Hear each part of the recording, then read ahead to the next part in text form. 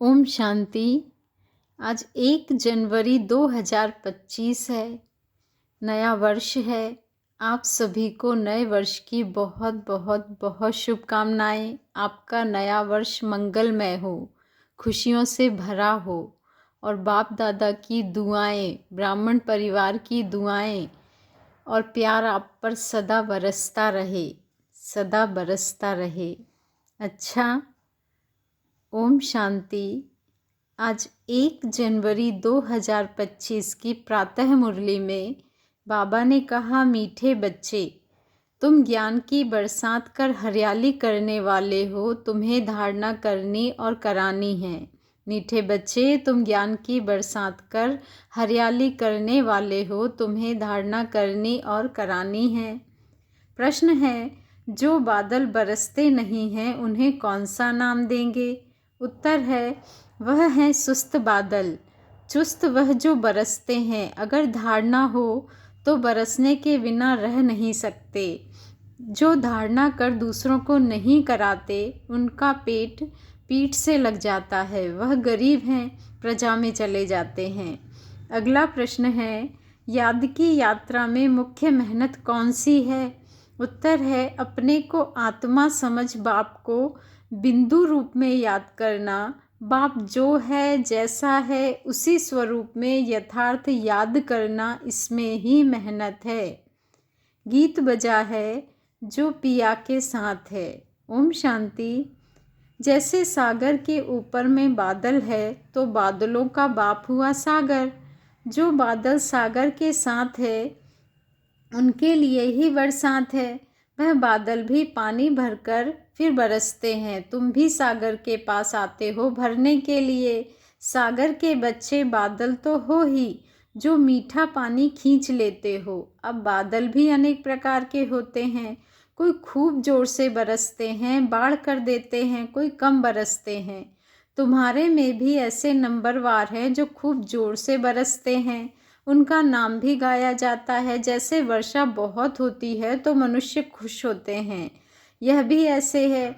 जो अच्छा बरसते हैं उनकी महिमा होती है, जो नहीं बरसते हैं उनकी दिल जैसे सुस्त हो जाती है, पेट भरेगा नहीं। पूरी रीति धारणा न होने से पेट जाकर पीठ से लगता है। सेमन होता है तो मनुष्यों का पेट पीठ से लग जाता है।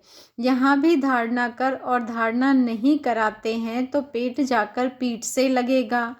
खूब बरसने वाले जाकर राजा रानी बनेंगे और वह गरीब, गरीबों का पेट पीठ से रहता है। तो बच्चों को धारणा बड़ी अच्छी करनी चाहिए। इसमें भी आत्मा और परमात्मा का ज्ञान कितना सहज है। तुम अब समझते हो हमारे में आत्मा और परमात्मा दोनों का ज्ञान नहीं था, तो पेट पीठ से लग गया ना। मुख्य है ही आत्मा और परमात्मा की बात। मनुष्य आत्मा को ही नहीं जानते हैं तो परमात्मा को फिर कैसे जान सकेंगे? कितने बड़े विद्वान पंडित आदि हैं, कोई भी आत्मा को नहीं जानते। अब तुमको मालूम हुआ है कि आत्मा अविनाशी है। उसमें 84 जन्मों का अविनाशी पार्ट नूंधा हुआ है जो चलता रहता है। आत्मा अविनाशी तो पार्ट भी अविनाशी है। आत्मा कैसा ऑलराउंड पार्ट बजाती है यह किसको पता नहीं है। वह तो आत्मा सो परमात्मा कह देते हैं। तुम बच्चों को आदि से लेकर अंत तक पूरा ज्ञान है। वह तो ड्रामा की आयु ही लाखों वर्ष कह देते हैं।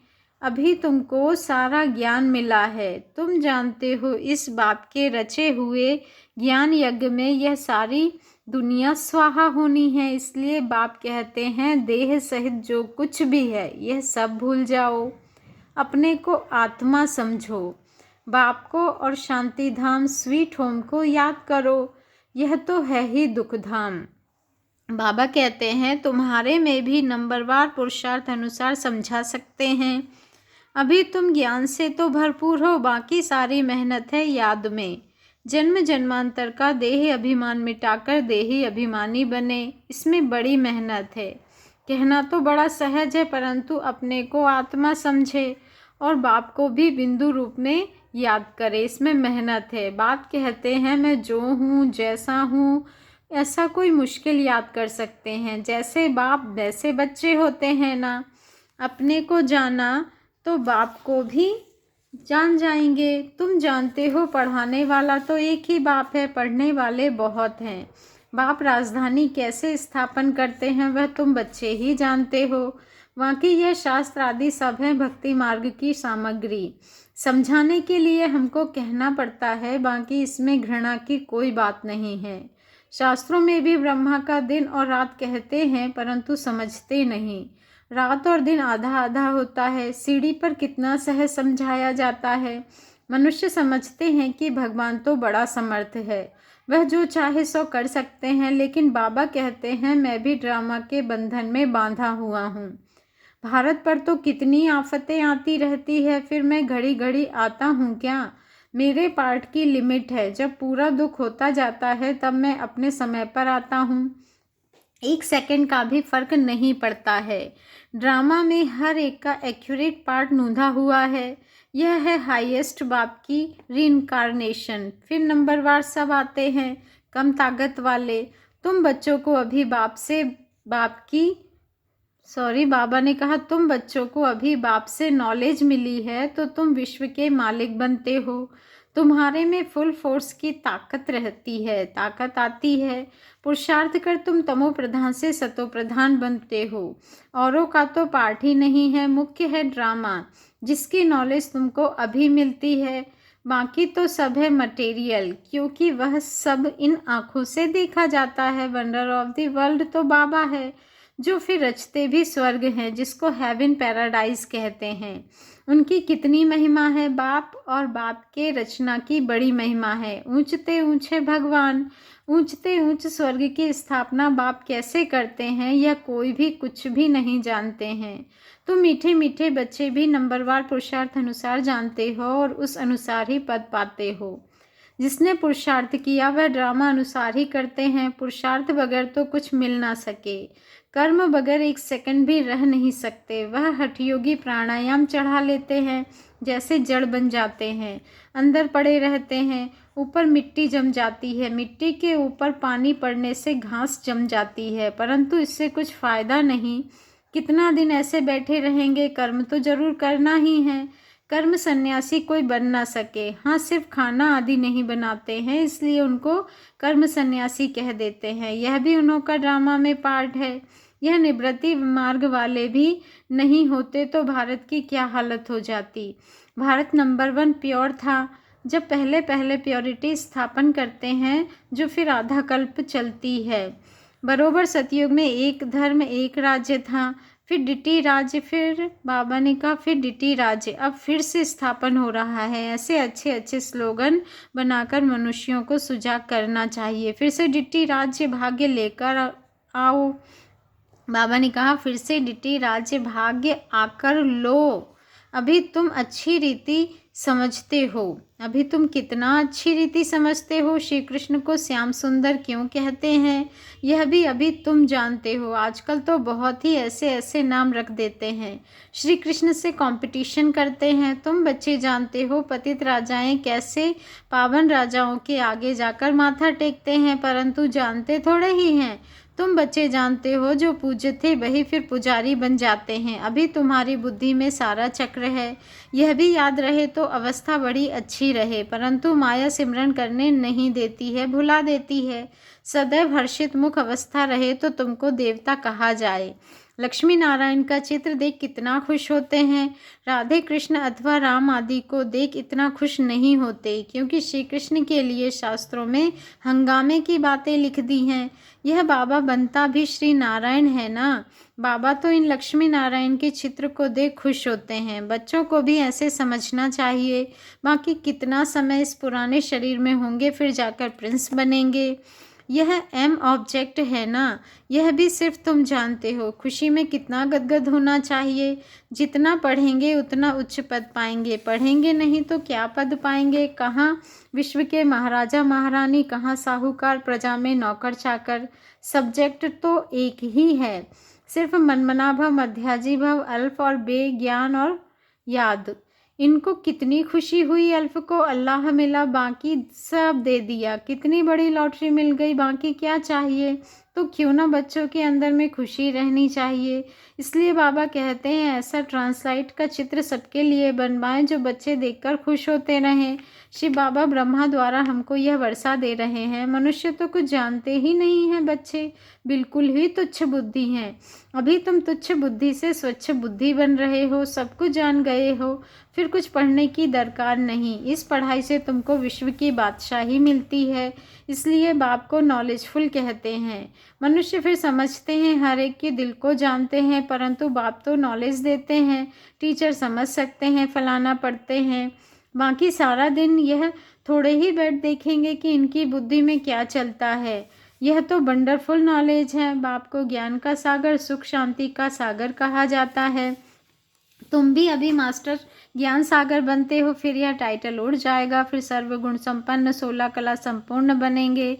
यह है मनुष्य का उच्च मर्तबा। इस समय यह है ईश्वरीय मर्तबा। कितनी समझने और समझाने की बातें हैं। लक्ष्मी नारायण का चित्र देख बड़ी खुशी होनी चाहिए। हम अभी विश्व के मालिक बनेंगे। नॉलेज से ही सब गुण आते हैं। अपना एम ऑब्जेक्ट देखने से ही रिफ्रेशमेंट आ जाती है। इसलिए बाबा कहते हैं यह लक्ष्मी नारायण का चित्र तो हर एक के पास होना चाहिए। यह दिल, बाबा ने कहा यह चित्र दिल में प्यार बढ़ाता है, दिल में आता है बस। यह मृत्यु लोक में लास्ट जन्म है, फिर हम अमर लोक में यह जाकर बनूंगा तत्वम। ऐसे नहीं कि आत्मा सो परमात्मा नहीं, यह सारा ज्ञान बुद्धि में बैठा हुआ हो।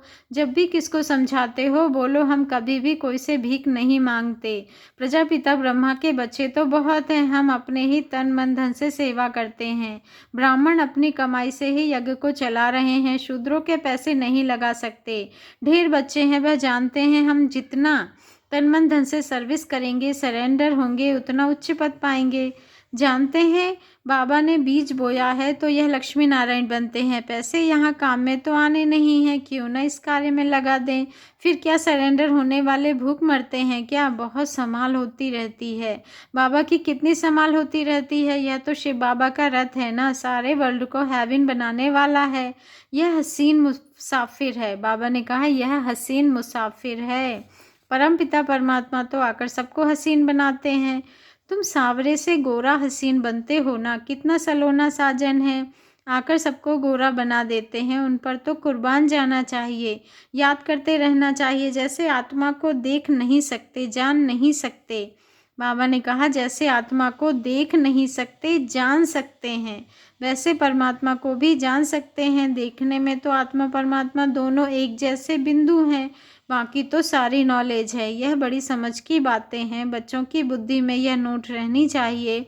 बुद्धि में नंबरवार पुरुषार्थ अनुसार धारणा होती है।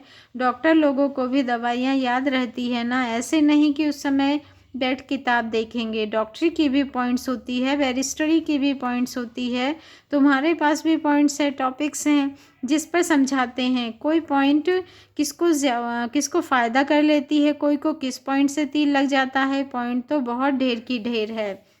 जो अच्छी रीति धारण करेंगे वह अच्छी रीति सर्विस कर सकेंगे।